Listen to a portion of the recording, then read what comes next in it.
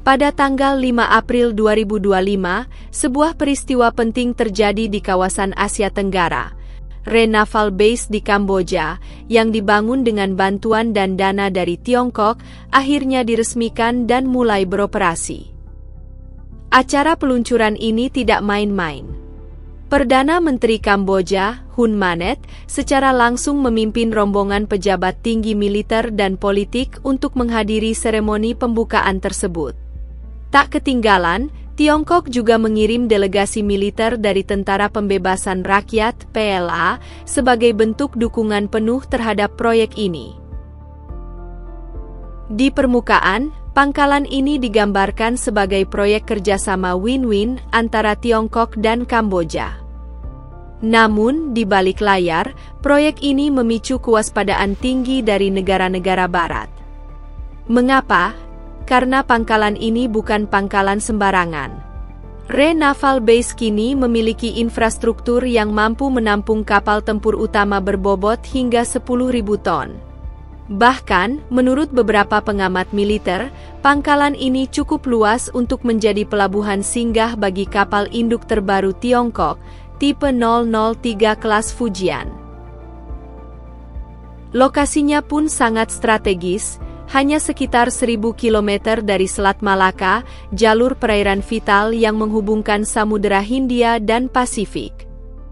Tak heran, media Barat langsung menggulirkan spekulasi bahwa Tiongkok bisa saja memperoleh hak khusus menggunakan pangkalan ini secara militer, atau bahkan menjadikannya sebagai pangkalan militer luar negeri kedua setelah Djibouti di Afrika.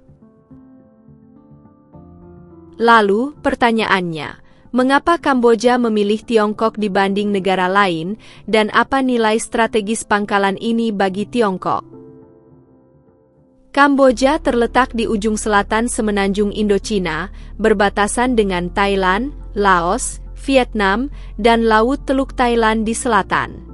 Letak ini menjadikannya simpul strategis dalam konektivitas Laut Asia Tenggara. Selama bertahun-tahun, Kamboja menyadari potensi geografis ini dan memutuskan untuk memperkuat peran maritimnya, dengan menghidupkan kembali Re Naval Base yang sudah lama terbengkalai. Sejak 2010, pangkalan ini sebenarnya sudah digunakan dalam latihan militer bersama antara Kamboja dan Amerika Serikat. Namun seiring waktu, fasilitasnya usang, fungsinya merosot. Amerika sempat menawarkan dana renovasi pada 2019, namun Kamboja menolak setelah mencurigai ada maksud tersembunyi, yaitu menjadikan pelabuhan ini sebagai pangkalan militer di bawah kendali Amerika. Sebagai respons, Kamboja bahkan membongkar beberapa infrastruktur buatan Amerika di pangkalan tersebut pada 2020, sebuah sinyal kuat bahwa mereka tidak tertarik pada kerjasama militer laut dengan Amerika. Setelah pertimbangan panjang dan negosiasi berulang, pada 2022 Kamboja menandatangani kesepakatan kerjasama dengan Tiongkok. Tiongkok pun menggelontorkan dana sekitar 30 juta dolar Amerika untuk memodernisasi pelabuhan ini. Rencana renovasinya ambisius. 2 dermaga besar sepanjang 650 meter dan 270 meter, dry dock 5.000 ton, slideway 1.000 ton, gudang, pusat logistik, hingga fasilitas pelatihan militer. Infrastruktur ini dibuat untuk mendukung berbagai jenis kapal perang, termasuk fregat, kapal pendarat amfibi, bahkan kapal induk jika diperlukan. Namun proyek ini tak lepas dari kontroversi. Foto-foto satelit yang diunggah media Barat memperlihatkan dermaga kelas kapal induk, memicu dugaan bahwa Tiongkok berencana menjadikan pangkalan ini sebagai fasilitas militer permanen. Namun tuduhan ini dijawab Tiongkok dengan strategi transparansi. Pembangunan dilakukan bersama, dengan keterlibatan terbuka dari pihak Kamboja. Faktanya, Re Naval Base bukan sepenuhnya milik Tiongkok. Ini tetaplah pangkalan militer Kamboja. Hanya saja, ada program kerjasama dengan militer Tiongkok yang fokus pada pelatihan, bantuan kemanusiaan, dan operasi anti-terorisme. Bahkan, pemerintah Kamboja menyatakan bahwa pangkalan ini terbuka untuk kapal perang dari negara sahabat lainnya. Analoginya seperti Djibouti di Afrika Timur, negara kecil dengan pangkalan militer dari banyak negara besar, Tiongkok, Amerika, Jepang, hingga Rusia. Tapi tidak ada yang menyebut Djibouti milik satu negara saja. Begitu pula Kamboja, berupaya menjaga keseimbangan diplomatik antara kekuatan besar dunia.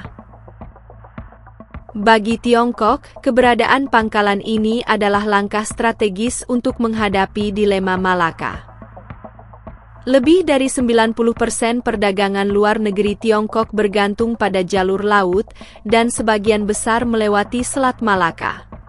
Ketika hubungan dengan Amerika memanas, termasuk rencana Trump di masa lalu untuk memblokade Selat Malaka demi menekan impor minyak Iran ke Tiongkok, ancaman terhadap jalur ini makin nyata.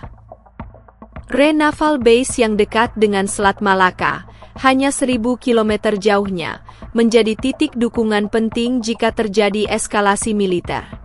Bandingkan dengan jarak dari Hainan ke Malaka, yang 2.000 km lebih jauh. Pangkalan ini bisa menjadi tempat transit, pengisian logistik, atau titik singgah kapal Tiongkok yang beroperasi di Laut Cina Selatan. Selain itu, Laut Cina Selatan juga merupakan jalur utama impor minyak dan gas Tiongkok. Namun kawasan ini rawan ketegangan, baik dengan negara tetangga maupun kehadiran armada Amerika. Maka dari itu, Re Naval Base memberi Tiongkok titik tumpu tambahan untuk menjaga stabilitas rantai pasok energinya. Tentu saja, Kamboja juga memperoleh banyak keuntungan dari proyek ini. Dalam hal kapasitas militer, Re Naval Base kini mampu melatih ribuan tentara setiap tahun. Pada 2024 saja, lebih dari 2.000 tentara Kamboja mendapat pelatihan intensif di pangkalan ini. Infrastruktur pelabuhan yang diperbarui juga meningkatkan kapabilitas perdagangan laut, memperkuat posisi Kamboja sebagai pemain regional dalam logistik maritim. Dan pada hari peresmian, PM Hun Manet menegaskan bahwa semua kapal perang dari negara sahabat disambut di Re Naval Base, membuka pintu bagi diplomasi militer yang lebih luas di kawasan itu. Bukan hanya pangkalan laut. Pada Agustus 2024, Tiongkok juga memulai proyek besar lainnya, pembangunan Kanal Chong Funan senilai 28 triliun rupiah. Kanal ini akan membelah Kamboja dari utara ke selatan, menghubungkan daerah pedalaman ke pelabuhan internasional di pesisir.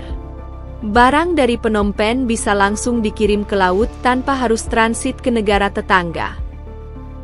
Dan tentu saja, proyek ini juga memperdalam hubungan ekonomi dan politik Kamboja dengan Tiongkok. Re Naval Base bukan hanya proyek militer.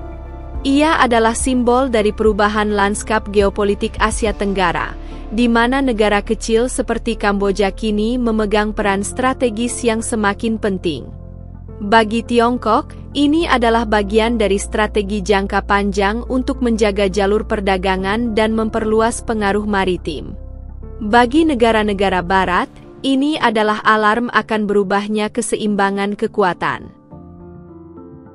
Tapi bagi Kamboja, ini adalah langkah berdaulat untuk memperkuat militernya, membuka ekonomi, dan menjaga keseimbangan diplomatik antar negara besar. Apakah ini akan menjadi pangkalan militer permanen bagi Tiongkok? Hanya waktu yang bisa menjawab. Namun satu hal pasti, Re Naval Base telah menjelma menjadi titik sentral baru dalam geopolitik Asia.